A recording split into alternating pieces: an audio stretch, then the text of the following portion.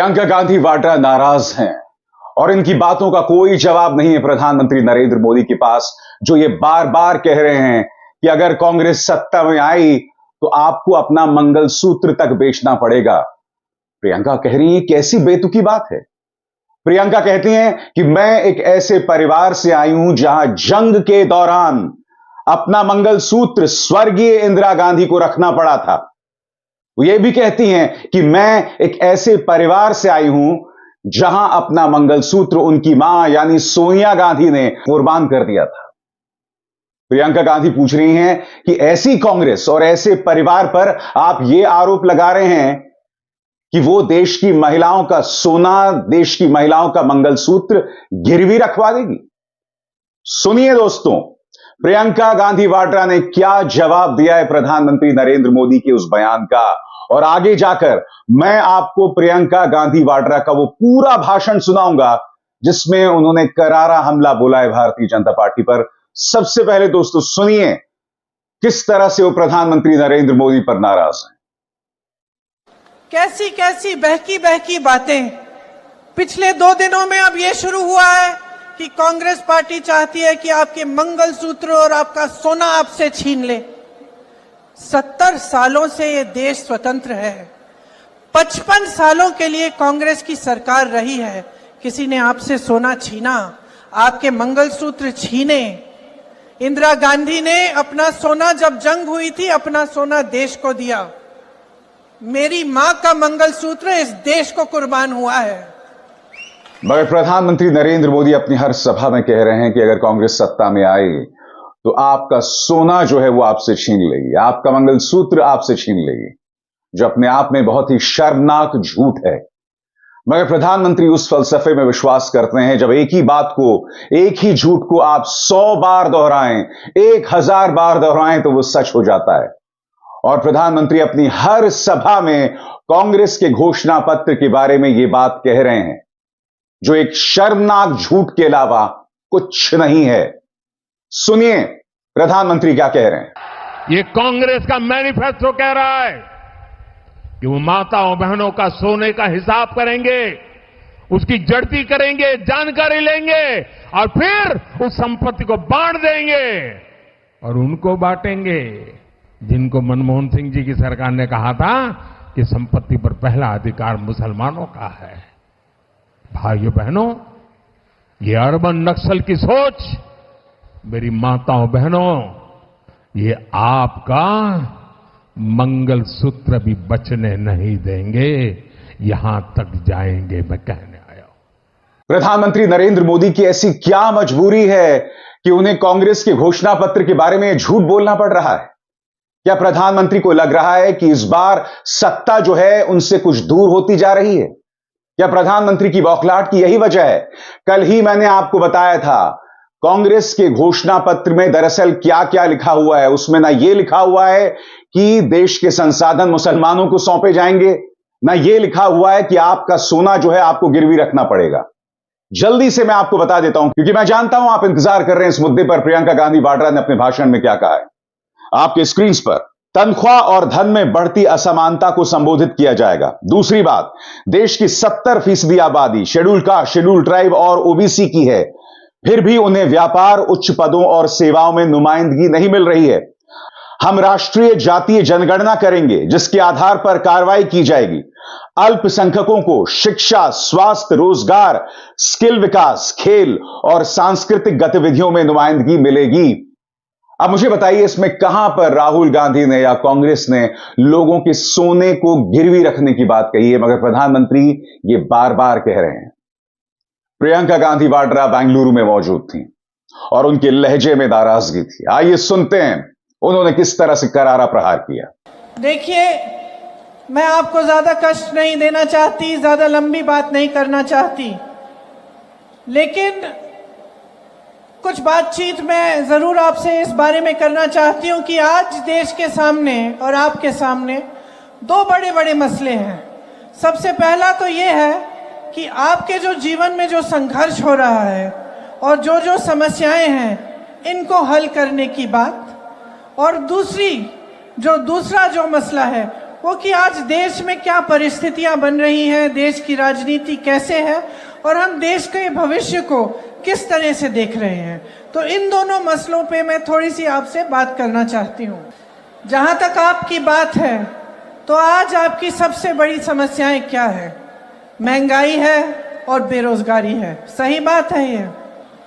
मेरी बहनें यहाँ बैठी हैं, सबसे ज्यादा बोझ आप उठाती हो।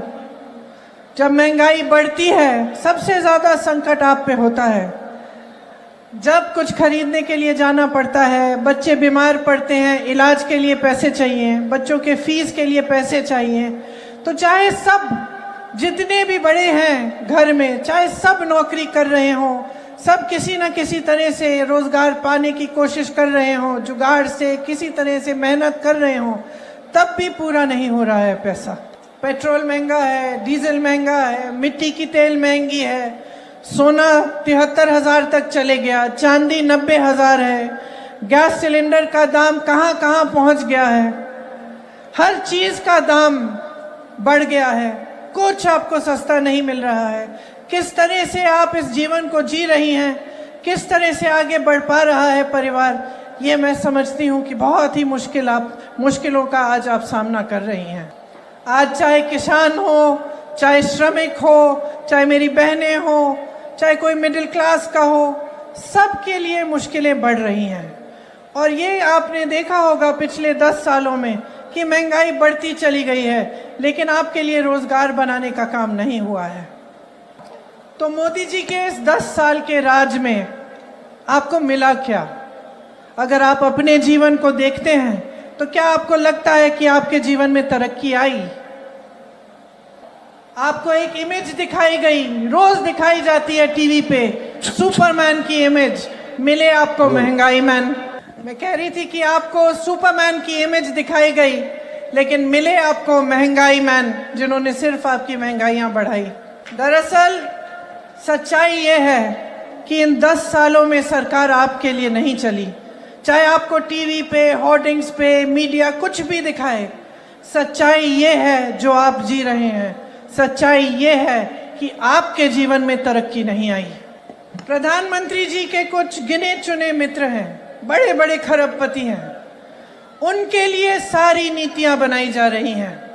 देश का लोहा, कोयला, बिजली, सड़कें, हवाई अड्डे, बंदरगाह, देश के हाईवे, देश के PSUs की सारी ताकत सब इन्हीं लोगों को दी जा रही है। जो बाकी बिजनेस है देश के, जो छोटे छोटे व्यापारी हैं या मध्यम व्यापारी हैं या बड़े व्यापारी जो इनके दोस्त नहीं हैं, उनके बढ़ावे के लिए कोई नीति नहीं है। गरीबों के लिए नहीं है, मिडिल क्लास के लिए नहीं है, श्रमिकों के लिए, किसानों के लिए कोई ऐसी स्कीम्स नहीं है जो आपको आगे बढ़ाए। अगर स्कीम बनती भी है तो 5 किलो राशन देने की स्कीम या कुछ ऐसी चीज जिससे आप अपने पैरों पे खड़े नहीं होंगे, लेकिन आपको कुछ कुछ थोड़ा थोड़ा दिया जाएगा ताकि आप चुप रहें। हर स्तर पर लोकतंत्र को कमजोर करने की कोशिशें होती हैं, आपके अधिकार कमजोर किए जाते हैं। आज संविधान बदलने की बात हो रही है। संविधान बदलने से क्या होगा? आप ही के अधिकार कमजोर होंगे, आप ही की मजबूती कम होगी, क्योंकि संविधान के तहत इस देश में हर इंसान को, चाहे वो महिला हो, पुरुष हो, किसी भी जाति का, किसी भी धर्म का हो, चाहे वो किसान हो, चाहे प्रधानमंत्री हो, सबको समान अधिकार मिलता है। शायद इस देश में पहली बार ऐसा हुआ होगा कि चुनाव से पहले 2 मुख्यमंत्रियों को गिरफ्तार किया गया है। किसी एक देश की सबसे बड़ी पार्टी के बैंक अकाउंट बंद किए गए हैं और पूरे विपक्ष पे एक भयंकर हमला हो रहा है। प्रधानमंत्री सुबह से शाम तक यही कहते रहते हैं कि पूरी दुनिया भ्रष्ट है, सारे नेता भ्रष्ट हैं, सिर्फ वही एक ईमानदार और पाक है। लेकिन कुछ समय पहले उन्होंने एक स्कीम बनाई, इलेक्टोरल बॉन्ड्स की स्कीम, जिसके तहत जो भी राजनीतिक दल को चंदा दे रहा था उसका नाम गुप्त रहता था। सुप्रीम कोर्ट ने कहा कि यह गलत स्कीम है, इसको पारदर्शी बनाओ, जिसने जिसको चंदा दी है उसकी लिस्ट निकलनी चाहिए। तो पहले तो सरकार ने मना कर दिया कि लिस्ट नहीं मिल रही है। फिर सुप्रीम कोर्ट ने डांटा, तो वो लिस्ट निकली, और जब लिस्ट निकली तो नरेंद्र मोदी जी की भाजपा की पूरी असलियत इस देश के सामने आ चुकी है। चंदा की स्कीम नहीं थी, ये वसूली की स्कीम थी। जिसने चंदा दिया उसकी एक अनोखी कहानी थी।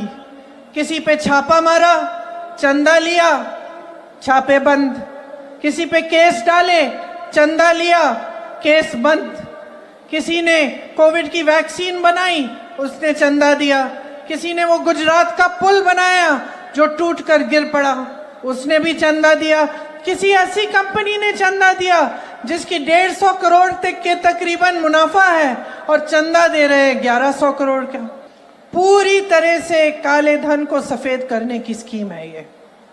और भाजपा ने तो इतना मजाक समझ रखा है, वो सोचते हैं कि कुछ भी कर लेंगे, पब्लिक को पता नहीं चलेगा।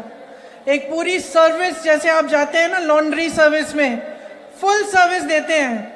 वॉशिंग मशीन है, उसमें काला धन डालो, सफेद निकलता है। मनी लॉन्ड्रिंग की मशीन है, स्टेन रिमूवल की सर्विस मिल रही है। किसी को भ्रष्ट कहते हैं इसने हजारों करोड़ों का किया है घोटाला, भाजपा को ज्वाइन करता है। जिस दिन ज्वाइन करता है तो कहते हैं कि ये ईमानदार आदमी है। बेसिक इशू क्या है? बैंगलोर का एग्जाम्पल लीजिए।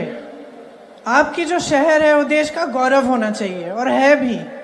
यहाँ एक विजन के तहत बनी थी। मुझे याद है, मैं छोटी थी, मेरे पिताजी बात करते थे उस समय कि बैंगलोर और हैदराबाद में टेक्नोलॉजी का हब बनना चाहिए। और आगे जाके बहुत लोगों ने काम किया, मेहनत की, और ये टेक्नोलॉजी के हब बने। यहाँ से इतनी कैपेबिलिटी है, इतनी टैलेंट है, पूरे देश भर में आपने भेजा है लोगों को। पूरे देश को दुनिया जानती है बैंगलोर को। देश भर से यहाँ लोग नौकरी ढूंढने के लिए आते हैं। यहाँ मल्टीनेशनल्स हैं, बड़े बड़े संस्थान हैं, आईआईटी है, आईआईएम है, आईआईएससी है, इसरो, DRDO, HAL, ये सारे यहाँ हैं। स्टार्टअप्स भी यहाँ सबसे ज्यादा हैं। सब चीजों का संगम है ये बैंगलोर। लेकिन यहाँ का पॉपुलेशन काफी बढ़ गया है, पिछले 20 सालों में 3 गुना हो गया है। पानी की किल्लत है, यहाँ तेजी से विकास आया तो इसके लिए पर्यावरण, हरियाली, पानी, इसकी जरूरत और बड़ी है। और यहाँ के लिए एक बैलेंस डेवलपमेंट होना चाहिए, इंफ्रास्ट्रक्चर, एनवायरमेंटल प्रोजेक्ट्स होने चाहिए। और यहाँ पे पहले जैसे एक झीलों का शहर कहलाता था, उस तरह से बनाना चाहिए। जो सबअर्बन रेल प्रोजेक्ट है, जो मेट्रो का एक्सपेंशन है, ये सब करना है। ओला, उबर, जोमेटो, स्विगी में जो काम करते हैं उन पर फोकस होना चाहिए। उनके लिए सामाजिक सुरक्षा भी मिलनी चाहिए। लेकिन यहाँ के सारे सांसद भाजपा के हैं, वो क्या बातें कर रहे हैं? इतना बड़ा चुनाव है, पूरी दुनिया देख रही है, दुनिया का सबसे बड़ा लोकतंत्र है, और दुनिया क्या देख रही है कि कैसी कैसी बातें हो रही हैं। आपके सबसे बड़े नेता जो सबसे ऊंचा पोजीशन इस देश में रखते हैं, वो कैसी कैसी बातें आपके सामने कर रहे हैं। आपके विकास की बात नहीं हो रही है, आपके झीलों की बात नहीं हो रही है, यहाँ की टेक्नोलॉजी की बात नहीं हो रही है, श्रमिकों की बात नहीं हो रही है, किसानों की बात नहीं हो रही है। देश में बात क्या हो रही है? आप टीवी चलाओ, क्या बातें देखते हो? क्या देखते हो कि कौन सी पार्टी आपके लिए कौन सा स्कीम ला रही है? क्या आप देखते हो कि कौन सी पार्टी किस तरह से रोजगार बनाएंगे आपके लिए, किस तरह से आपको मजबूत बनाएंगे? नहीं। आप देखते हो कि पीएम कह रहे हैं हमें 400 पार कर दो, हम संविधान को बदल देंगे, हमें 400 सीट दो। कभी कहेंगे कि मुझे गाली दे रहे हैं, कभी धर्म की बात करेंगे, हर चीज की बात करेंगे, लेकिन आपके जो प्रॉब्लम्स हैं, आपकी समस्याएं हैं, उसकी बात नहीं होती। Is this what you deserve? One of the most qualified cities in the world. You have exported technology, innovation, manpower, everything, and you deserve this in your election. That this should be the discussion. कैसी कैसी बहकी बहकी बातें। पिछले 2 दिनों में अब ये शुरू हुआ है कि कांग्रेस पार्टी चाहती है कि आपके मंगलसूत्र और आपका सोना आपसे छीन ले। 70 सालों से ये देश स्वतंत्र है, 55 सालों के लिए कांग्रेस की सरकार रही है। किसी ने आपसे सोना छीना, आपके मंगलसूत्र छीने। इंदिरा गांधी ने अपना सोना, जब जंग हुई थी, अपना सोना देश को दिया। मेरी मां का मंगलसूत्र इस देश को कुर्बान हुआ है। सच्चाई यह है कि ये लोग महिलाओं का संघर्ष नहीं समझ सकते। महिलाओं के दिल में जो सेवा भाव होता है ना, वो सेवा भाव हमारे इस देश की सारी परंपराओं का आधार है। वही सेवा भाव, वो जो महिला जो रात को सोएगी नहीं जब तक सारे नहीं सो जाएंगे घर में, वो महिला जब परिवार में संकट आता है, पैसों की कमी होती है, तो वो अपने गहने गिरवी रखेगी। वो भूखी सोएगी लेकिन किसी और को भूखा नहीं सोने देगी। उसका संघर्ष ये लोग नहीं जानते। और अगर मोदी जी मंगलसूत्र का महत्व समझते तो वो ऐसी अनैतिक बातें नहीं करते। किसान पर कर्ज चढ़ता है तो उसकी पत्नी अपने मंगलसूत्र को गिरवी रखती है। बच्चों की शादी होती है या दवाई की जरूरत होती है तो महिलाएं अपने गहने गिरवी रखती हैं। ये बात ये लोग नहीं समझते। और इसका प्रमाण ये है कि जब नोटबंदी हुई और महिलाओं की बचत इन्होंने ली, इन्होंने कहा कि बैंकों में पहुंचाओ, तब मोदी जी कहां थे? तब मोदी जी क्या कह रहे थे? ले रहे थे आपसे। जब देश में उन्होंने कहा कि कल से लॉकडाउन हो जाएगा और सारे मजदूर पूरे देश भर से, बेंगलोर से भी, यूपी, बिहार, अलग अलग जगहों में पैदल निकले क्योंकि इन्होंने ट्रेनें बंद कर दी, बस बंद कर दी। तब जब खाना नहीं मिल रहा था शहरों में, जब कोई चारा नहीं था, तो महिलाओं ने अपने गहने, अपनी बचत गिरवी रखी। तब मोदी जी कहां थे? किसान आंदोलन हुआ, 600 किसान शहीद हुए। उनकी विधवाओं के मंगलसूत्र के बारे में सोचा मोदी जी ने? मणिपुर में एक जवान की बीवी को का वस्त्र हरण करके पूरे देश के सामने चलाया। मोदी जी चुप थे, कुछ नहीं बोले। उसके मंगलसूत्र के बारे में नहीं सोचा उन्होंने, पलक नहीं झपकाई उन्होंने। और आज चुनाव के लिए, वोटों के लिए महिलाओं को ऐसी बातें कर रहे हैं, डरा रहे हैं ताकि डर के वो वोट दें। शर्म आनी चाहिए उनको, शर्म आनी चाहिए। अगर इस देश की महिलाओं के मंगलसूत्र की परवाह होती तो उनके बेटों को आप रोजगार दिलवाते, तो महंगाई कम करते, छात्रों को शिक्षा की सुविधा देते, देश की बेटियों को अपने पैरों पे खड़े होने का काम कराते। देश हैरानी से देख रहा है, इतनी बड़ी बड़ी समस्याएं हैं। आप यहाँ बैठी हैं, मैं जानती हूँ यहाँ से जाएंगी, देर हो रही है, काफी महिलाएं चली भी गई हैं क्योंकि घर जाना है, काम करना है, बहुत देर हो गई है, खाना पकाना है, लोगों को देखना है, चाहे आप जॉब कर रही हैं, कुछ भी कर रही हैं। इतनी महंगाई है, इतनी बड़ी बड़ी समस्याएं हैं। तमाम बच्चे बेरोजगार घूम रहे हैं, आपने मेहनत से पढ़ाया, शिक्षा दिलवाई। इतनी बड़ी समस्याएं हैं और इतनी छोटी छोटी स्तर की बातें हो रही हैं। सारे नेता भाजपा के आपके सामने आकर ऐसी अजीब अजीब सी बातें कर रहे हैं, झूठ बोल रहे हैं दिन रात। सोचते हैं कि आप देखेंगे नहीं, आप पढ़ेंगे नहीं कि कौन सी पार्टी क्या कह रही है, क्या हो रहा है आपके आंखों के सामने। आप तय करिए, ये आपका चुनाव है। कितने चुनाव हिंदू मुस्लिम, हिंदू मुस्लिम, हिंदू मुस्लिम करके आप लड़वाएंगे? आप तय करिए। और आप क्या ये चुनाव महंगाई, बेरोजगारी, शिक्षा, स्वास्थ्य पे नहीं लड़ाना चाहते? आप तय करिए, आपको कैसी राजनीति चाहिए? नैतिक राजनीति कि नाटक की राजनीति? सत्ता की राजनीति कि सत्य की राजनीति? परोपकार चाहिए आपको या अहंकार चाहिए? ये तय करिए, क्योंकि अब समय आ गया है कि अगर आप गहराई से नहीं सोचेंगे, आप जागोगे नहीं, तो ये देश खाई में चले जाएगा। धर्म ने क्या सिखाया है?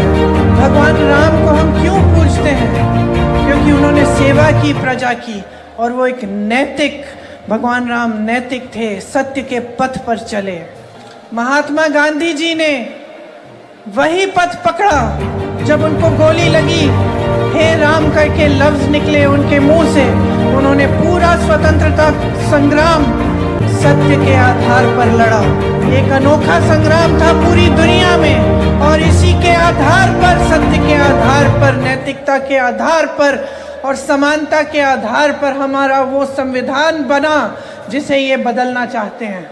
लेकिन आज ये स्थिति है कि झूठ का बोलबाला है। सत्य को छोड़िए, रोज सुबह से शाम तक आप पूरा अपने सामने नाटक देखते हैं। सरकारें तोड़ी जाती हैं, पैसे खिलाए जाते हैं विधायकों को, सारी चीजें सब आपकी आंखों के सामने होते हैं। मीडिया दंडवत होके कहती है कि देखिए मोदी का मास्टर स्ट्रोक, मोदी जी ने किया, कोई और नहीं कर सकता। सारे गलत काम हो रहे हैं, आपकी आंखों के सामने हो रहे हैं, आप चुप हैं। विपक्ष चीख रहा है, चिल्ला रहा है, विपक्ष पर दबाव डल रहा है, मीडिया पर दबाव डल रहा है, न्यायालयों पे दबाव डल रहा है। जितने भी संस्थान बने थे आपके अधिकारों की रक्षा के लिए, सब दबाए जा रहे हैं। हम लड़ रहे हैं, आप कब लड़ोगे? समय आ गया है कि आप अपनी लड़ाई लड़ना शुरू करें, अपने अधिकारों की लड़ाई, कि आप हर नेता को, हर राजनीतिक दल को, खास तौर से भाजपा को और प्रधानमंत्री जी को ये सिखाएं कि आपके मुद्दों पे चुनाव लड़े जाने चाहिए। मैं मोदी जी को चुनौती देती हूँ, इस चुनाव को महंगाई, बेरोजगारी, शिक्षा की सुविधाएं, स्वास्थ्य की सुविधाएं पे लड़ के देखें। इन 10 सालों में क्या किया है आपके लिए, कौन सी तरक्की लाए हैं आपके जीवन में, यहाँ खड़े होकर ये बताएं। और मैं आपको चुनौती देती हूँ, इस देश की जनता को, कि आप जागो, जागरूक बनो, मांगो अपना हक, अपने अधिकारों के लिए लड़ो और इस चुनाव को अपने बारे में बनाओ। बहुत हो गया है, आपने बहुत देख लिया है, अब बदलाव लाओ। कांग्रेस के उम्मीदवारों को जिताओ, जैसे कर्नाटका में आपकी सरकार ने आपको काम करके दिखाया है और आगे भी आपको दिखाएगी। उसी तरह की सरकार केंद्र में लाओ ताकि आपके मुद्दे सर्वोपरि हो और आप सर्वोपरि हो। ऐसा ही होना चाहिए लोकतंत्र में। आप बहुत ध्यान से यहाँ पे बैठे हैं मेरी बातों को सुनने के लिए, इसके लिए खास तौर से आप लोगों को बहुत बहुत धन्यवाद। जानती हूँ कि बहुत देर हो गई, आप सबको भी जाना है। एक बार मेरे साथ कहिए, जय हिंद। तो सुना आपने, दरअसल राहुल गांधी और प्रियंका गांधी वाड्रा को अब अपने मैनिफेस्टो के बारे में, उसकी एक एक पंक्ति के बारे में जनता तक उसे पहुंचाना पड़ेगा, बार बार पहुंचाना पड़ेगा, यह समझाना पड़ेगा कि प्रधानमंत्री जो कह रहे हैं वो सिर्फ और सिर्फ गलत बयानी है। उन्हें बतलाना पड़ेगा कि प्रधानमंत्री ये गलत बयानी इसलिए कर रहे हैं क्योंकि वो बौखला रहे हैं। इसलिए कभी मुसलमानों को गालियां दी जाती हैं, कहीं हिंदू मुस्लिम किया जाता है, तो कहीं कांग्रेस के घोषणा पत्र के बारे में ये अफवाहें फैलाई जाती हैं। अविसार शर्मा को दीजिए इजाजत। नमस्कार।